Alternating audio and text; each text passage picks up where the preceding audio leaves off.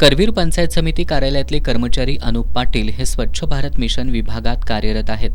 आज दुपारी 2 वाजण्याच्या सुमारास हातकणंगले तालुक्यातील एक माहिती अधिकार कार्यकर्त्या असलेली महिला आपल्या एका साथीदारासोबत करवीर पंचायत समिती कार्यालयात आल्या होत्या. यावेळी त्या महिलेनं अनुप पाटील यांना तुमचं ओळखपत्र कुठं आहे, तुम्ही तुमच्या खुर्चीत का बसलेला नाही असे प्रश्न विचारत हुज्जत घातली. या हुज्जती दरम्यान चांगलीच वादावादी झाली.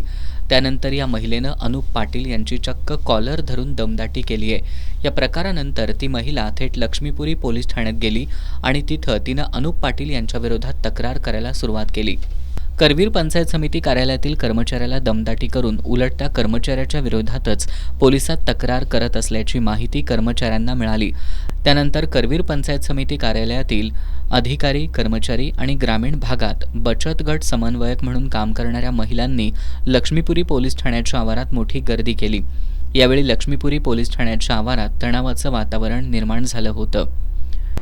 माझ्या विभागामध्ये संबंधित महिला आलेली होती. तिने महिलानं माझ्या अंगावरती हात उचलला, कारण की त्यांनी आपलं आयडेंटिटी कार्ड आणि आपले खुर्चीवर कोण बसले नाही ह्या संदर्भात त्यांनी विचारणा केली असता आणि त्यांनी रेकॉर्डिंग वगैरे करतो असं म्हटल्यानंतर आम्ही ते रेकॉर्डिंग किंवा ही सगळी माहिती तुम्ही कोणत्या आधारावरती मागितलं, तुमचं कार्ड वगैरे दाखवा असं विचारल्यानंतर त्यांनी ते कार्ड का विचारताय ते करून आमच्या अंगावरती त्यांना माझं कॉलर वगैरे धरले आणि माझ्या गालावरती वगैरे त्यांची नखं ओरबडली आणि मला धक्काबुक्की केली. माझ्या महिला कर्मचाऱ्यांवरती सुद्धा तिने धक्काबुक्की केलेली आहे. दरम्यान दुपारी उशिरा माहिती अधिकार कार्यकर्त्या महिला आणि तिचा साथीदार हे दोघेही लक्ष्मीपुरी पोलीस ठाण्यातून बाहेर आल्यानंतर पोलीस ठाण्याच्या आवारात जमलेल्या बचत गट समन्वयक महिला आक्रमक झाल्या होत्या.